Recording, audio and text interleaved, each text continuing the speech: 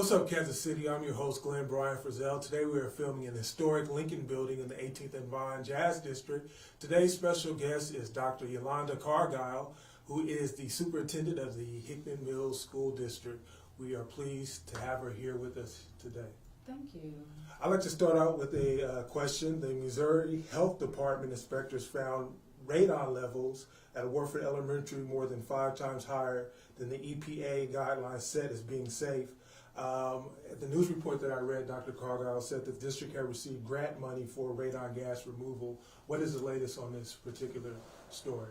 Thank you for asking. We are waiting for information in terms of the grants from the Department of Health and Senior Services, but that hasn't stopped what we're doing to make sure that we mitigate the radon. And so on the board agenda for our upcoming board meeting, which is Monday, we are presenting to the board the bids for the RFP that went out to contract with the company to mitigate the radon. And I definitely want to assure you that students and staff are safe at Warford. I make sure that I personally engage in a phone conversation with these specialists that work for the Department of Health and Senior Services to make sure the students and staff are safe. Students at Warford Elementary are safe? And, yes, sir. And you will be moving forward with the radon gas removal process, I understand? Oh, for sure. Once we get board approval to move on, we're going to go ahead and do that and then wait for the grant information, and then we can deal with that. But we're definitely moving forward. Now, Dr.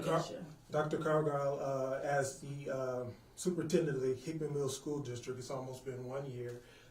You were the assistant superintendent before that, so total 3 years with the Hickman Mills School District. Fox News said that your recent goals or goal setting for the year includes gaining full accreditation and a new student discipline approach. Let's talk about gaining full accreditation first.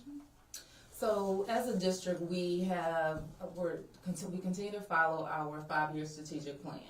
And so with that, it's all staff, all in, taking full responsibility for student achievement.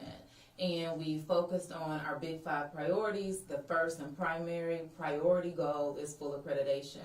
And so focusing on student achievement, racial equity, attendance, getting students in school. The more we have them in school, we're able to educate them, engaging families and the community, as well as professional development for staff, and recruiting and retaining qualified staff to sit in front of our children. And so it's the firm belief of it starts with us, and like all hands on deck, everyone taking responsibility for the work that needs to be done to do what's right by children. Now you said it starts with me, it starts with you, it starts with us. That's yes, one of these sayings on your our brand, yes, the slogan. Oh, for sure. As a former student, a graduate, an alum of Hickman Mills School District, this is near and dear to my heart. And I value the education that I received within the school system and want to offer the same, if not better, education for our students. And so my team and I, we are truly working to implement the necessary steps and working with staff, holding staff accountable for the professional development that's been offered, as well as continuous training. And so I firmly believe that increased adult learning yields increased student learning. And so it's imperative to us that we equip ourselves with the tools and the knowledge needed to make sure that students are getting what they need. Why? They deserve the best. As we all have adopted the belief that it's our responsibility to provide that education for students to prepare them for this bigger world around us.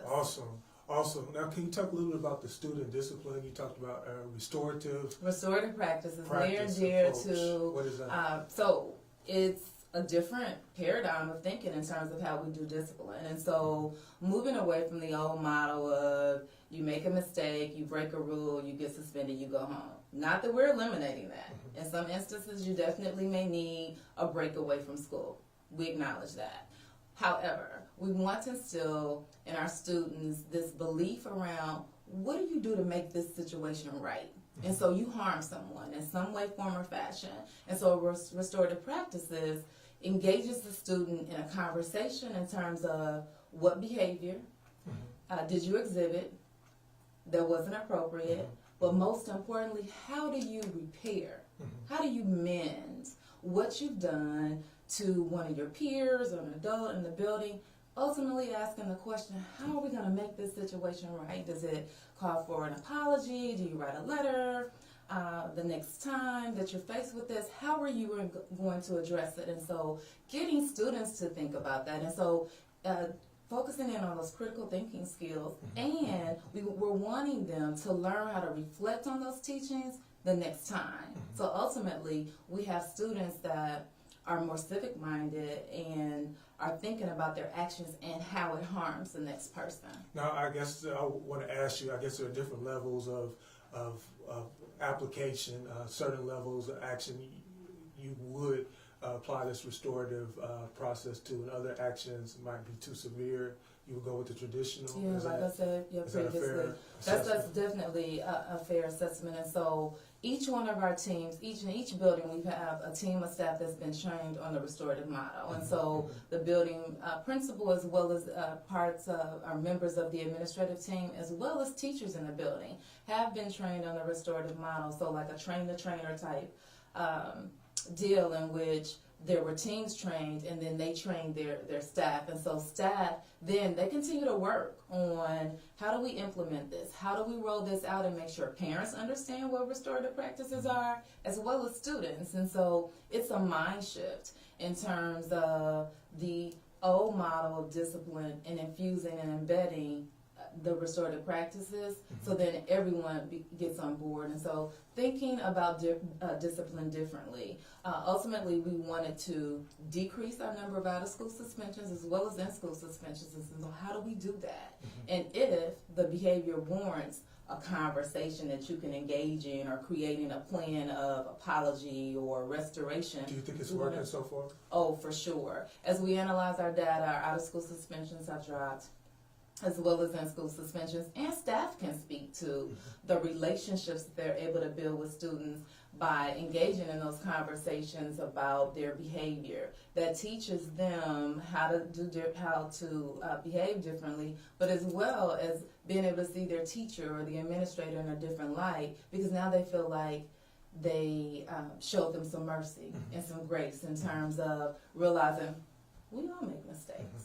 And creating an opportunity for them to think differently about how they behave and treat others. Excellent. Now, Dr. Cargile, I saw you from a distance afar. I attended the first day welcome back. They had some alumni come and welcome back the students at Ruskin the first day.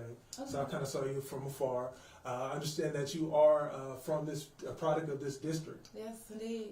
A proud student of Hickman Middle School District. Can you tell us a little bit about yourself, Sure. where you're from, and what you went on to do after high school? Definitely. Born and raised in Kansas City. I attended Ingalls Elementary, Smith Hill Middle School, and Ruskin High School. Once I graduated from high school, I attended, at that time, CMSU. Now they've changed the name on me.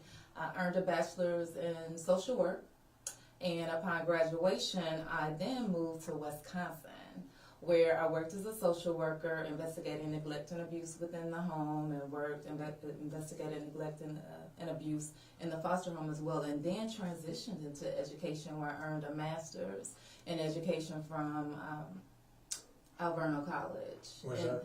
In Milwaukee, Wisconsin. Milwaukee. And then I earned my second master's in education and instructional leadership and administrative leadership from Marquette University, and practiced as a middle school teacher for several years. I taught science and health at the middle school level, and the absolute best group of students to teach. And I was able to build positive relationships with students, some that I still keep in contact with. I even have the honor of serving as the godmother for one of my former 8th grade students. Nice. And so that's truly an honor, where you've made such an impact on someone that they come back and ask you to be their the godparent of their child. And then I earned a doctorate in education from National Louis University. Okay. On your welcome statement, Dr. Cargile, we said the slogan. Is it fair to call it a slogan? Yes, sir. It starts with me, it starts with you, it starts with us. One of your goals is to maximize student success by building strong family and community partnerships. Can you talk a little bit about that? The partnerships, or the family slogan, and community partnerships? That's imperative. You know, it definitely aligns with the quote, it takes a village. And so thinking about that, it takes a village to raise children. And it's imperative that we have those connections and community partnerships to best serve children. And so how can we collaborate on resources and tools and training to best meet the needs of kids? It's not about this individual serving of children. We need support. As a district, we need support in terms of how we collaborate resources and providing them to the families and the children. And so I believe that when you have healthy families that are getting what they need, you have healthy children sitting in seats in classrooms. And so I've definitely connected with my team, and my vision is that we work to provide supports for families in terms of access to resources. We have a large number of homeless students within our district. And so I often think about what are the needs there in terms of, is there job training needed? Is there education? Like, how can we provide holistic support to the family? And so that's one of my goals. And I'm blessed to work with a wonderful team who, in student services, are writing grants and obtaining some of those grants to best serve children. The public information office, always out and connecting with the public. Just as a team, we're always looking for how we can better serve children and what resources and support we can get in. And so ultimately, I try to really focus on, we don't say no to help. You know, how can we make it happen? What support? I'm excited about a future partnership with Jackson County's prosecuting office, and that team working with our students at Ruskin and Debate, and they recently approached me about that. And so it's this web of services and support that we need to make sure that we're providing students what they need. Now, and that's my ultimate goal. Now, how has the demographic changed since, and this is one of the questions that I kind of prepared for the end of our interview. I know we have a couple more questions, but I was at Ruskin after you, and I can see that demographics have changed. How has the change and the shift of the students who now populate the Hickman Mills Public School District, how has that change impacted the approach that you take to the job? So, because it's not the same school it was when you were going there. It's not the same school that it was. And is it going back to that? We work to maintain a healthy and safe environment for students. And so we have a population of predominantly Black and Hispanic students now. It wasn't as high when I went there. And so what does that look like for us in our approach as a district? We focus on racial equity. And so we have a predominantly white staff that teach a predominantly Black and brown student population. And so being very deliberate in terms of the training that we're offering for staff to make sure they're aware of what those differences look like and how they interact with children and the families of those children. And so we have, for all new staff, all staff in the district, we are providing a Beyond Diversity training, a 2-day training on racial equity, where we partner with an organization to provide training for staff to engage in conversations around biases and beliefs around white privilege and what that looks like and how you serve children. Why? All for the goal of closing the achievement gap between how Black students are performing and Hispanic students are performing in comparison to their counterparts, white students. Our students deserve the very best, like any other student in any other district, regardless of demographics. And so that's the goal for us as a district. And so really focusing in on that, we even have a racial equity policy in terms of how we framed out what that support looks like for students and what that support looks like for staff to best serve students within the Hickman Middle School District. Now, Dr. Cargile, recently on the show we had Miss Tammy Buckner, who came and talked to us about the importance of technology in starting early. She has a program where she's going to teach girls and young men how to code at a very early age. One of your goals is to integrate, I believe you said, technology across the curriculum. How are we doing that with the rest of the school year? We offer professional development for staff, district-wide professional development. There's ongoing training that's being offered through our curriculum instruction department, through technology. Definitely making that a focus and making sure that teachers are equipped with the tools that they need to grow in this ever-growing society where our kids know how to access and use technology and can teach some of the adults. And so we want to make sure that we're remaining in a competitive society and making sure that our teachers are equipped with the tools that they need. We have a one-to-one initiative within the district where students are able to take their devices home and then bring them to school. And so that really helps in providing access to technology. And we continue to look and explore opportunities to increase that. Dr. Cargile, just a couple more questions and I'll give you the mic for closing thoughts. I wanted to kind of piggyback on your role as a superintendent, and I think it's unique because you're an alum. I know that you inherited this job after Dr. Carpenter chose to leave, but we were more than happy to see you take the throne, so to say, welcoming a former Eagle back home. Do you feel that sometimes the news or the media that we sometimes have stigmatized Hickman Middle School District, that it has an unfair bad rep, or are you pleased with the stories and the media that's coming out of and so press? It's always our goal to improve partnerships and the perception of the district. Luckily for us in the district, we feel like we're in a good place with the media, where our public information office can make requests. They call for information from us, and we're providing that. And so I believe there's always room for improvement. Can we better improve the perception the community has about Hickman Mills? For sure. Does the media, and have they been supportive of what we're doing in the district? I believe so, but can we improve? I think so in all areas. I'm not displeased with how the media has portrayed different things within the district. They take our information and they share that. So with our press releases, they're apt to sharing that information with the community and allowing us to provide a response. And that's all that we ask in terms of media relations and getting information out. Okay, last question. I guess I'll just turn it over to you. Do you have anything that you want to share? Any good news coming up? Any? How can the public reach you? Oh, sure. Most people, they can email me or call my office, and if there is a request to me, I'm always willing to connect in with the public. I speak at different engagements. I just appreciate the opportunity to be able to speak in terms of Hickman Mills.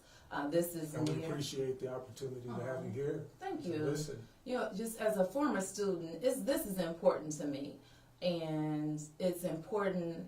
I know that it's important to key leaders within our district, and we're always working to share good news. And, you know, definitely wanted to highlight that. We have this year attendance campaigns going on where we're promoting attendance, wanting parents to know how important it is to send students to school every day and on time. We're launching our assessment campaign, Do Your Best to Ace the Test, as students are preparing for the MAP assessment and end of year courses.